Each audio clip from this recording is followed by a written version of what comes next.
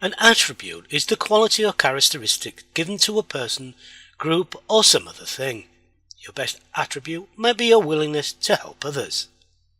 Some attributes relate to an individual, while others can lend themselves to a group of people or an organisation, such as work-related attributes. Let's take the latter first, work-related attributes. If, for example, a person applies for a job as a cook, then they would be expected to know the basics such as what is cross-contamination, food temperature danger zone, chicken and poultry safety tips, ground beef safety tips, and slow cookers and food safety, just to name a few attributes. Oops. Other skills or attributes for a woodworking joiner would be familiar with measuring instruments, such as measuring tape or a micrometer, how to use woodworking tools, how to practice health and safety in a workshop and on site, and how to create a number of woodworking joints. From this we can see there would be little advantage for a cook to have an attribute or skill on how to create a number of woodworking joints in their daily routine of work. Similarly, there will be little point in a joiner's work to understand about cross-contamination in food. In some cases you may need extra attributes to do a job or follow a career. As an example, you may need a qualification. This could be sitting guilds in electrical engineering if you want to pursue a career as an electrician.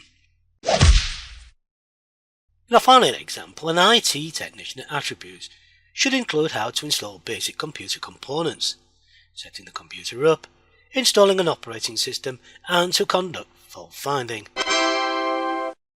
So we can see how each of these attributes or skills apply to different jobs or careers. Now let's look at good working procedures. When working, there are some basic rules we should follow, whatever industry we work in. One phrase that pops up now and then is "he soldiers on. Even when he's unwell, he comes into work."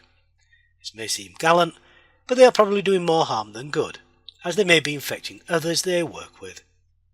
When unwell, report this to your line manager or foreman, etc., and stay off until you are fit to return to work. We should always take care of others and ourselves when at work and never put anyone in danger. This is a legal requirement as laid out in the Health and Safety at Work Act 1974. It also states that any injuries that you have occurred during your work period, being in a situation that has compromised your safety, or your doctor has certified that you have a work-related reportable disease, you must inform your employer.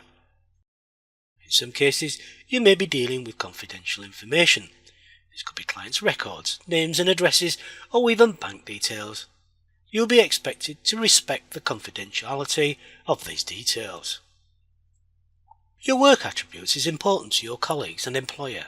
You should be prepared to work with others in a team, to arrive on time, to work diligently, and be able to show your initiative. This is called good work ethic. Now let's look at general attributes. One would imagine that if 10 people all applied for the same job, each will have the same attributes for that job. But there are other attributes that we need no matter which work-related attributes that already exist.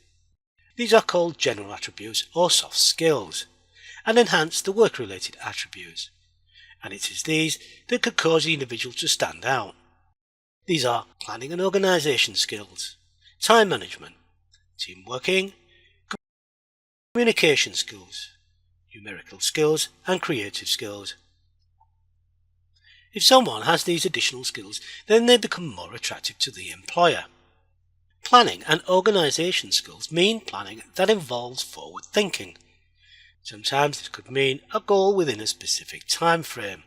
So planning also requires a certain amount of thinking of what could go wrong.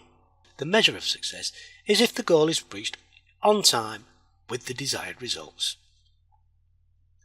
We can break this down to knowing the goals, deciding on the strategy, setting the objectives, proceed to match the performance to the objective.